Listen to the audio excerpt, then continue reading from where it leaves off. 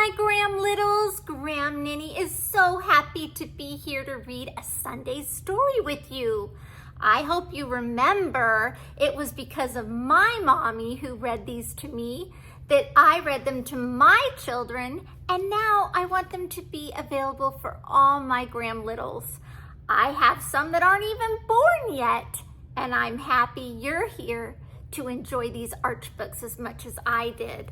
Let's get started. Jesus' beach breakfast. Get comfy. Here we go. This is based on John chapter 21 in the Bible, and Stephanie Hovland wrote it just for you, adapted it for you. And Dave Hill, if you can see, did the pictures. Thank you, Dave and Stephanie. Jesus' beach breakfast. The story of the great catch of fish. Can you see? Here we go. In Galilee, down by the sea, sat James and John of Zebedee. Then Thomas and Nathanael too, with Simon Peter, made a crew. When Peter planned a fishing trip, the men got in their little ship. All night they cast their nets around, but not one single fish was found. The sun began to spread its rays, so soon the dark would go away. A stranger stood upon the beach. They knew him not, but heard his speech. Who do you think it is? This'll be interesting. The man asked, "Any fish just yet?" They had nothing but empty nets. "Try casting nets off to the right." They threw the nets with all their might, and soon they saw a big surprise. The nets held fish of every size. They caught more fish than they could count. They tugged, amazed at the amount. Wow! After a rough night, what a miraculous morning.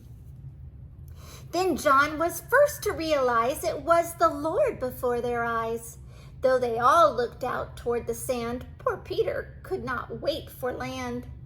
When Peter knew it was the Lord, he grabbed his cloak, jumped overboard, and rapidly he splashed and raced to see his Savior face to face.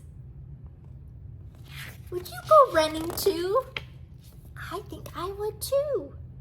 So drenched and dripping, Peter went to be with Christ, whom God had sent. The others soon came to the beach. They also hoped to hear him teach. A breakfast Jesus had prepared. Humility and love he shared, with roasted smoky fish and bread, and all disciples were well fed. He provided in every way, didn't he? Just after breakfast time was done, Jesus met Peter one-on-one. "Do you love me?" Jesus asked, and Peter thought about his past. This time Peter needed to show his love.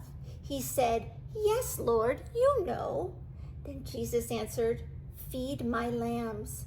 The Lord would soon tell him his plans. What do you think it means that Jesus told him to feed his lambs? That wasn't enough. Christ asked once more, and Peter answered like before, "Lord, you know with love so deep." The Lord then said, "Go feed my sheep." Then Jesus asked him one last time, "Peter, tell me, is your love mine?" Peter sighed and said, "Lord, I weep. I do love you." "Then feed my sheep." "Come follow me," the Savior said. "Come follow me. For you I've shed my blood to cleanse you from your sin. Now all your work will soon begin." I think he wanted him to spread the word about him. This fisherman would shepherd all God's people whom the Spirit called.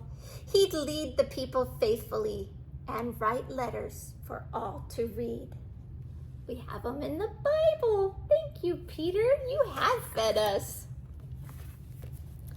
And I hope you're feeding yourself with healthy doses of the important things that Jesus teaches us. Stay hopeful, stay true, and be wonderful, special little you.